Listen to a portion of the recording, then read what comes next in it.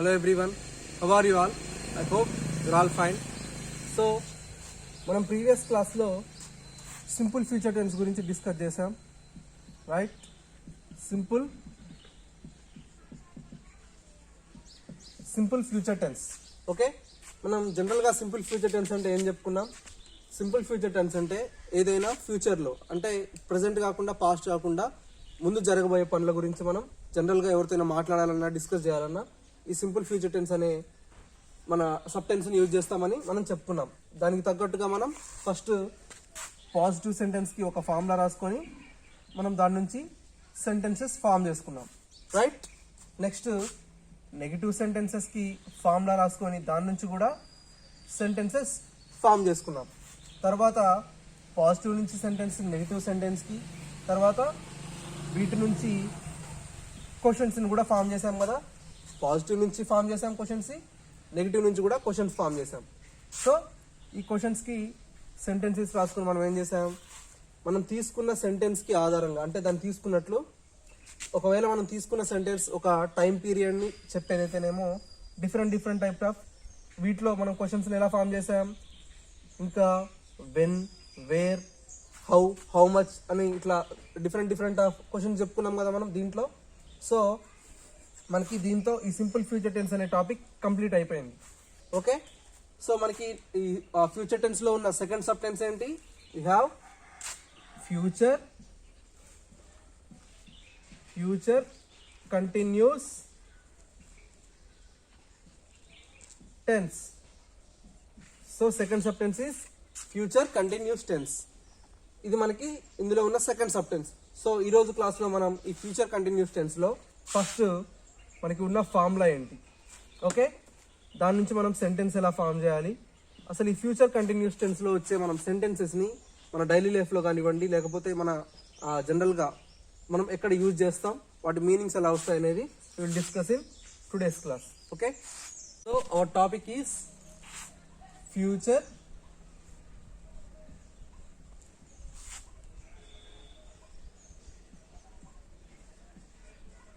Continuous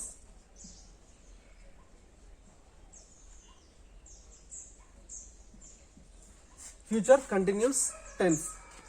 so అసలు first future continuous tense అంటే ఏంటి? ఓకే, ఫ్యూచర్ కంటిన్యూస్ టెన్స్ అంటే ఏంటి అంటే, మనం ఈ ఫ్యూచర్ కంటిన్యూస్ టెన్స్లో మనం రాసుకోబోయే సెంటెన్స్ని మనం ఎక్కడ యూజ్ చేస్తామంటే, ఇప్పుడు ప్రజెంట్ కాకుండా నెక్స్ట్ మూమెంట్లో, అంటే రేపు కావచ్చు, నెక్స్ట్ 1 అవర్లో కావచ్చు, నెక్స్ట్ 10 మినిట్స్లో అవ్వచ్చు, 30 మినిట్స్లో అవ్వచ్చు, ఏదైనా ఫ్యూచర్లో ఒక పని ఈ టైంకి పర్టికులర్గా జరుగుతూ ఉంటుంది అని చెప్పాలనుకున్నప్పుడు మనం will use future continuous tense. మీకు ఫర్ సపోజ్ ఒక ఎగ్జాంపుల్ చెప్తాను చూడండి. ఇప్పుడు మీకు ఇంగ్లీష్ క్లాస్ జరుగుతుంది ప్రజెంట్, ఓకే, ఇంకొక 15 మినిట్స్లో ఏమవుతుంది, మీకు మ్యాథ్స్ క్లాస్ స్టార్ట్ అవుతుంది. So that is the example. ఇప్పుడు ప్రజెంట్ ఏం జరుగుతుంది, ప్రజెంట్ ఇంగ్లీష్ క్లాస్ జరుగుతుంది, ఓకే. నెక్స్ట్ 15 మినిట్స్లో, in 15 minutes maths class start అవుతుంది, ఓకే. మీరు ఈ సెంటెన్స్ మీరు ఎలా యూజ్ చేయాలంటే, maths class will be starting in 15 minutes, okay. ఇక్కడ మనం ఏం రాసుకుంటున్నాం సెంటెన్స్ని, maths class will B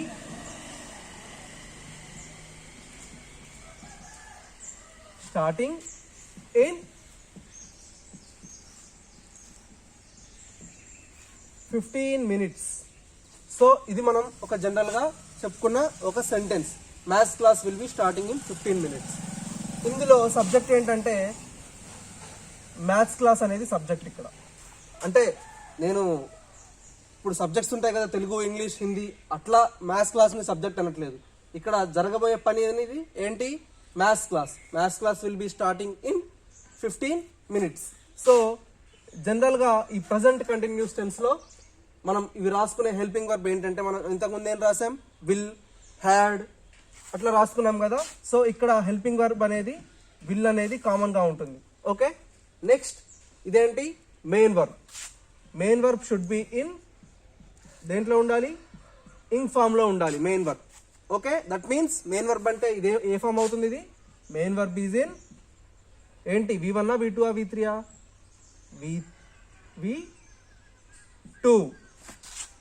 okay, ఇప్పుడు ఒక పని చేయాలి అంటే అది V1 జరుగుతూ ఉంటే V2, ఆల్రెడీ జరిగిపోతే అది V3 అవుతుంది. సో స్టార్టెడ్ అన్నప్పుడు V3 అవుతుంది. Starting in 15 minutes. So this is extra. So దీన్ని ఇప్పుడు బేస్ చేసుకొని మనం ఒక ఫార్ములా రాసుకుందామా, దీన్ని బేస్ చేసుకొని. సో చూడండి ఒకసారి, ఇక్కడ మనం ఏం రాసుకున్నాం, first subject. Okay, next helping verb అనేది ఏముండాలంటే విల్ బీఏ ఉంటుంది. Next main verb should be in ing form, that means V2, remaining as extra. So ఇక్కడ జరిగేది మ్యాథ్స్ క్లాస్ కాబట్టి మనం దీన్ని సబ్జెక్ట్గా తీసుకున్నాం.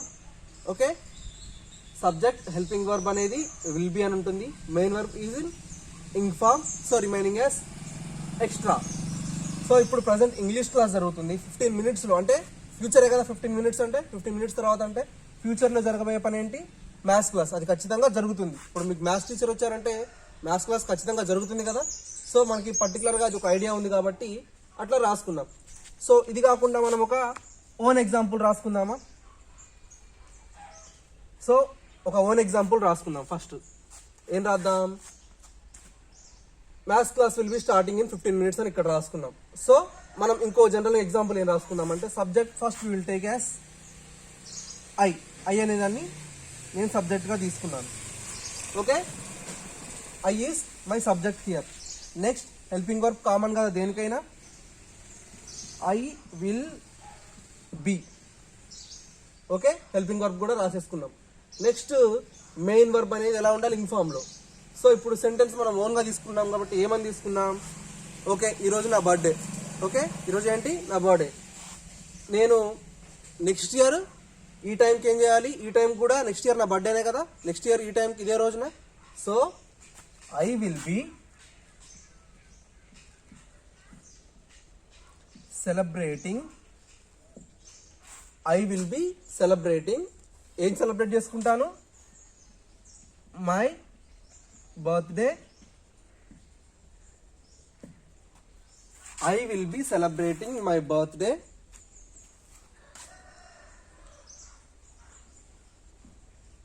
by this time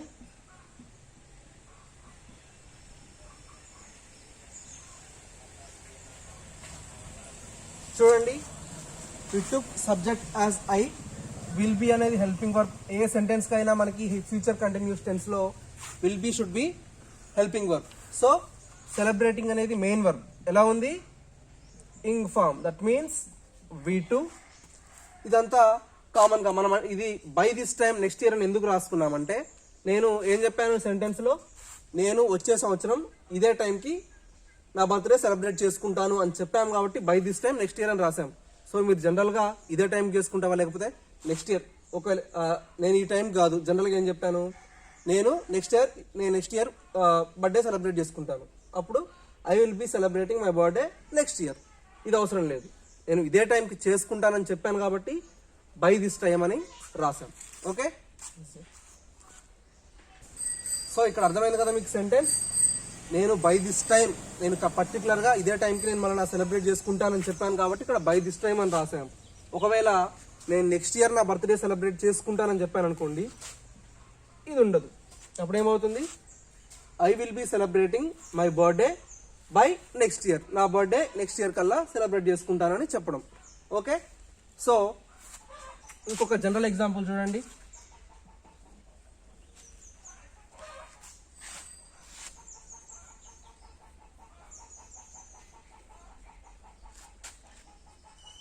so subject ఏం తీసుకుందాం, first we take you, we take subject as you. So helping work కామన్గా ఏముంటుంది దేనికైనా, యూ విల్ బి.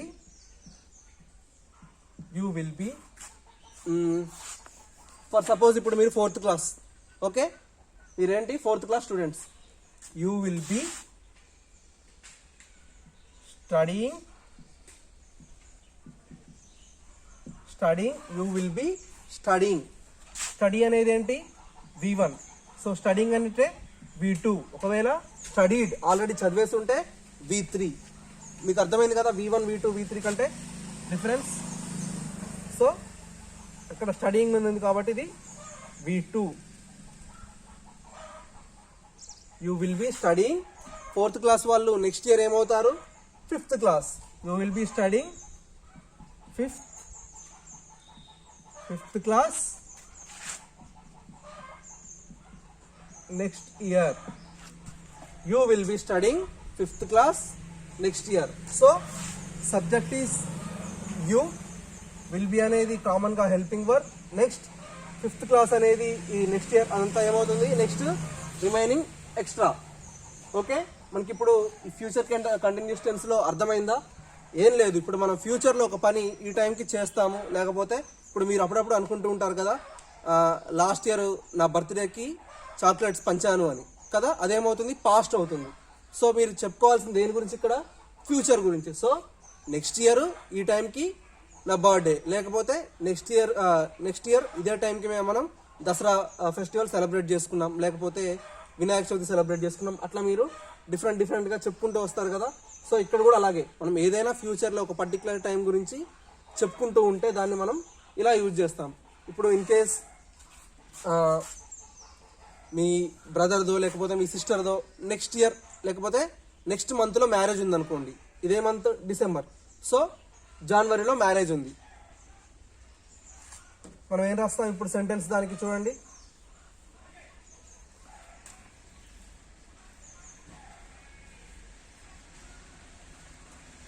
ఓకే. మనం తీసుకునే సెంటెన్స్ ఏంటి? మేము అంటే ఏమొస్తుంది? Subject. It will come as we. Okay, subject ఏమవుతుంది? Subject will become we. మేము అంటే ఏంటి? వి. మేము నెక్స్ట్ మంత్ మా సిస్టర్ మ్యారేజ్కి ఎంజాయ్ చేస్తూ ఉంటాం. సో ఇది డిసెంబర్. సో నెక్స్ట్ మంత్ ఏంటి? జనవరిలో మేము మా సిస్టర్ మ్యారేజ్కి ఎంజాయ్ చేస్తూ ఉంటాం అనేది మన sentence. So we will be అనేది హెల్పింగ్ వర్క్ కామన్గా దేనికైనా. నెక్స్ట్ స్టడీయింగ్ అని ఇక్కడ ఉంది. మనం ఏమనుకున్నాం? ఎంజాయ్ చేస్తాం అనుకున్నాం. So we will be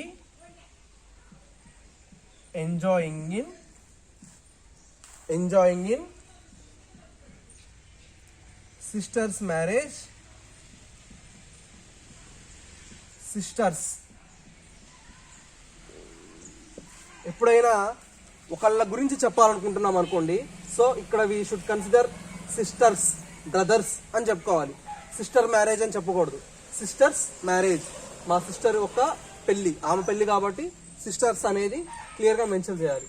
we will be enjoying in sisters marriage by next month. Okay, చూడండి ఒకసారి sentence. We will be enjoying in sisters marriage by next month. మేము మా సిస్టర్ నెక్స్ట్ మంత్లో మా సిస్టర్స్ మ్యారేజ్లో ఎంజాయ్ చేస్తూ ఉంటాము. Okay, that is the sentence. మనకి చూడండి ఇక్కడ సబ్జెక్ట్ ఏంటి? వి. ఇది హెల్పింగ్ వర్బ్. రిమైనింగ్ ఈస్ ఇక్కడ ఏంటిది? మెయిన్ వర్బ్ అనేది ఏ ఫామ్లో ఉంది?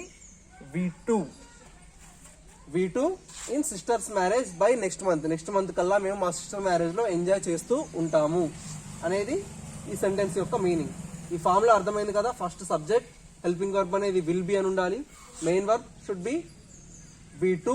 So remaining as extra. మీరు ఇక్కడ తీసుకునే టాపిక్ని బట్టి ఉంటుంది. ఇక్కడ మీరు ఏం చేస్తున్నారు అనే దాన్ని బట్టి బై నెక్స్ట్ మంతా, లేకపోతే బై దిస్ టైం, ఈ టైంకే చేయాలనుకుంటేనేమో by this time next month, లేకపోతే by this time next year అని ఇక్కడ జనరల్గా రాసుకున్నాం. సో అట్లా మీరు ఇట్లా సెంటెన్సెస్ ఓన్గా ఫామ్ చేసుకోవచ్చు.